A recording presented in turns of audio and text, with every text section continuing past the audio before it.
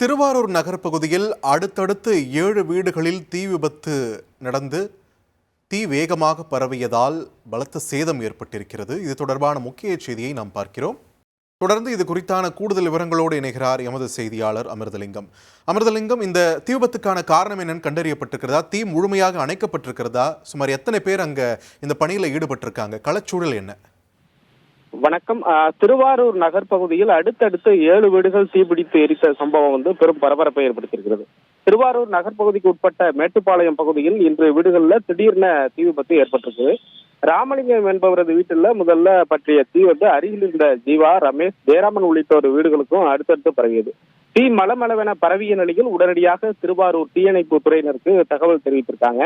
ஆனால் திருவாரூர் மத்திய பல்கலைக்கழகத்தில் நாளை நடைபெற உள்ள துணை ஜனாதிபதி பங்கேற்கும் பட்டமளிப்பு விழா பாதுகாப்பு பணிக்காக தீயணைப்பு வாகனங்கள் அங்கு கொண்டு செல்லப்பட்டிருந்ததாக கூறப்படுகிறது. இதனால் தீயணைப்பு வாகனங்கள் சம்பவ இடத்திற்கு வருவதில் தாமதம் ஏற்பட்டதாகவும் அதற்குள் 4 வீடுகள் முற்றிலும் தீக்கரையாகிவிட்டதாக அப்பகுதி மக்கள் குற்றம் சாட்டுகின்றனர். மேலும் பலத்த காற்று வீசியதால் தீ அருகில் இருந்த மதன் மற்றும் பல்லவன் ஆகியோரது வீடுகளுக்கும் பரவி அந்த வீடுகளிலையும் தீ சிக்கி சேதமடைந்தன. இந்த விபத்துல மொத்தம் 7 வீடுகள், ஒரு கடை முற்றிலும் எரிந்து சேதமடைந்திருக்கிறது. இதனால் பல லட்சம் ரூபாய் மதிப்பிலான வீட்டு உபயோகப் பொருட்கள், உடைமைகள் உள்ளிட்டவை தீயில் கருகியிருக்கிறது. பின்னர் சம்பவ இடத்திற்கு வந்த தீயணைப்பு துறையினர் தண்ணீரை பீச்சி அடித்து தீயை கட்டுக்குள் கொண்டு வந்தனர். தீ விபத்துக்கான காரணம் குறித்து திருவாரூர் நகர போலீசார் விசாரணை மேற்கொண்டு வருகின்றனர். தீயணைப்பு வாகனங்கள் தாமதமாக வந்ததாக கூறப்படும் குற்றச்சாட்டு குறித்து அதிகாரிகள் உரிய விசாரணை நடத்த வேண்டும் என அப்பகுதி பொதுமக்கள் கோரிக்கை விடுத்திருக்கிறார்கள்.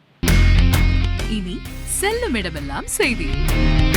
தந்தை டிவியின் வாட்ஸ்அப் சேனலை ஃபாலோ பண்ணினா செல்ல இருக்கும் இடமெல்லாம் செய்தி. இதோ QR கோட், இப்பவே ஸ்கேன் பண்ணுங்க, ஃபாலோ பண்ணுங்க.